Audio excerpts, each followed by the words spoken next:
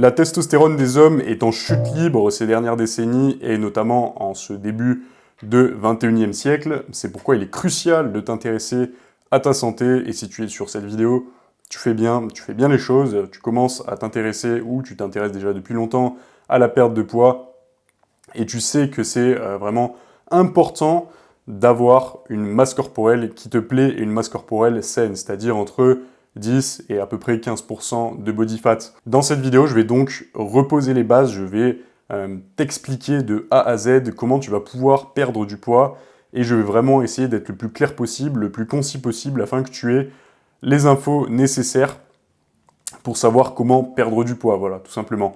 Et pour que tu aies une vie qui déchire, donc, avec des niveaux de testostérone qui soient au plus haut, et surtout pour que ta perte de poids ne soit pas un calvaire pour toi, que ça ne soit pas quelque chose de difficile à comprendre, que ça ne soit pas quelque chose de compliqué à appliquer. Voilà, je veux vraiment t'envoyer un maximum de clarté. Donc on va directement passer sur l'écran. Juste avant de commencer, n'oublie pas de t'abonner, ça m'aide vraiment à avancer dans les projets.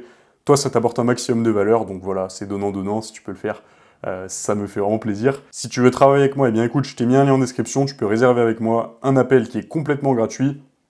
Voilà, si tu veux te forger un physique qui te plaît, un physique qui va te permettre d'avancer dans tous les autres domaines de ta vie, si tu veux perdre du poids, si tu veux prendre de la masse, si tu veux tripler tes niveaux de testostérone, pourquoi pas. Eh bien écoute, je t'invite à réserver un appel. Voilà, si tu comprends le fait d'investir en toi, comme je dis souvent, déléguer cette partie, ça peut faire du bien des fois. Et puis voilà, au moins tu es sûr d'avancer avec quelqu'un qui s'y connaît. Et toi, ça te déleste vraiment de cette partie qui peut te mettre dans le flou, parfois on va pas se le cacher. Donc voilà, là au moins tu as un plan précis de A à Z qui va te permettre de t'envoler sur les 3 mois de suivi et sur l'accompagnement. Voilà, j'en ai fini pour l'introduction. On va directement passer sur l'écran. Hop, on va commencer tout doucement. Allez, on est parti. Non, désolé pour le titre un peu provocateur. From Sumo to Apollo, ça m'a bien fait rire, mais bon. Alors, en numéro 1, on va comprendre la perte de poids. C'est vraiment crucial, on va poser les bases. Donc, pour perdre du poids, il va falloir que tu crées un déficit calorique. Tu as dû sûrement en entendre parler plein de fois si tu t'intéresses à ça. Un déficit calorique, c'est quand ton corps brûle plus de calories que ce que tu n'en consommes. Quand il manque des calories, ton corps va directement chercher de l'énergie dans tes réserves. Et c'est à ce moment-là que tu vas perdre du poids, il faut bien le comprendre ça. Et surtout les graisses. Exemple simple, ton corps dépense 2500 calories par jour, tu manges 2000 calories par jour, résultat, tu as un déficit de 500 calories par jour. Attention, ne pas faire un déficit trop grand, donc maximum 500-700 calories par jour, ça fait largement l'affaire.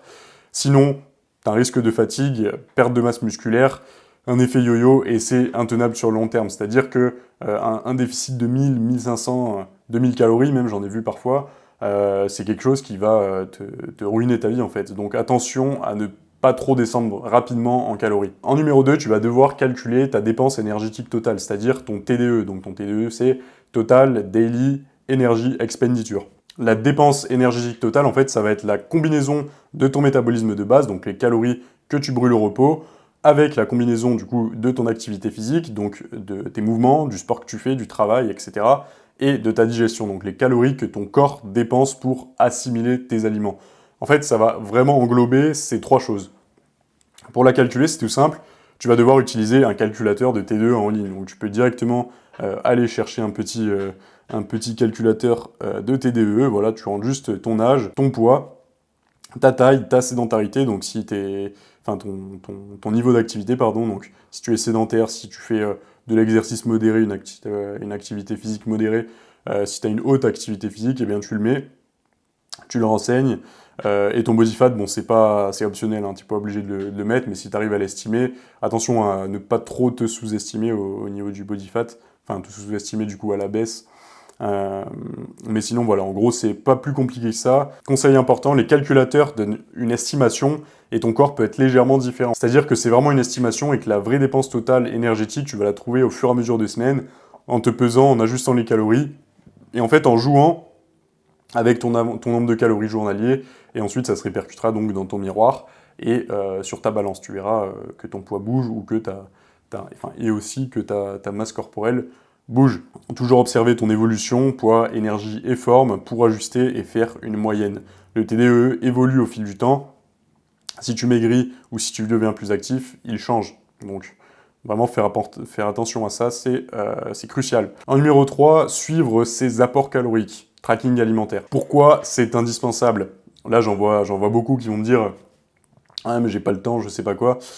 Si, c'est pas à vie, hein, le tracking alimentaire pour moi. C'est vraiment sur une période pour atteindre une masse corporelle, une composition corporelle qui va te plaire. Et ensuite, une fois que tu as trouvé ton apport calorique journalier, que tu sais à peu près ce que tu dois manger en une journée pour pas dépasser ton total calorique ou pour pas être en dessous, et bien à ce moment-là, t'es plus obligé de traquer en fait. Pourquoi c'est indispensable? Donc on sous-estime souvent ce qu'on mange, ou si on est des gros mangeurs, on a tendance à surestimer ce qu'on mange. Le tracking permet de connaître la réalité, pas de place au hasard. Ce qui est traquable, ce qui est quantifiable, on a un œil dessus et ça va vraiment nous permettre de trouver les points d'amélioration. C'est pour ça que vraiment tout ce qui est traquable est améliorable. Les étapes concrètes, ça va être de t'acheter une balance de cuisine, donc simple et pas cher, ça coûte 10 € sur Amazon, il me semble. Télécharge une appli de tracking, donc MyFitnessPal, Yazio, Lifesum, tout ce que tu veux, et pèse tes aliments. Tu vas apprendre les portions réelles, donc voilà. Surtout au début, après si tu arrives à perdre sans peser tes aliments, eh bien grand bien te fasse. C'est vraiment pour que tu aies un œil et pour que tu saches les quantités qu'il faut que tu manges. Après quelques semaines, tu connaîtras les quantités à l'œil, moins besoin de peser tout. Conseil pratique, ne pas tomber dans l'obsession, c'est-à-dire que l'objectif, c'est la régularité et pas la perfection. C'est pas grave si tu es à 2000, si tu dois manger 2000 calories par jour, si tu es à 2100, c'est pas grave, il n'y a pas de problème avec ça. Si tu dépasses un peu une journée, c'est pas grave. Ce qui compte, c'est la moyenne sur la semaine. Moi, c'est pareil, ça. J'ai des gens en suivi qui ne peuvent pas manger tous leurs calories, par exemple, qui sont en prise de masse, qui ne peuvent pas manger tous leurs calories sur les 5 jours de la semaine, puisqu'ils travaillent, ils ont énormément de boulot. Ce qu'on fait, c'est que sur les jours de semaine, on mange un peu moins de calories. En revanche, sur le week-end, on va charger un peu plus les assiettes pour compléter cet apport hebdomadaire. Donc voilà, il faut vraiment que ça soit fluide et que ça soit quelque chose qui te flingue pas ta vie en fait, qui te flingue pas ton organisation. Donc si tu peux trouver des combines comme ça pour améliorer ton adhésion au processus, eh bien n'hésite pas. Bonus, suivre ses calories mais aussi ses macronutriments, donc notamment les protéines, les glucides, les lipides. C'est un plus mais c'est vraiment aussi important, et sa micronutrition si on est vraiment apte à faire ça et si on a envie de s'y intéresser, mais c'est un peu plus dur. Vise en priorité un bon apport en protéines, ça va aider à préserver ta masse musculaire pendant la perte de poids. En partie numéro 4, on va avoir deux manières de créer un déficit calorique.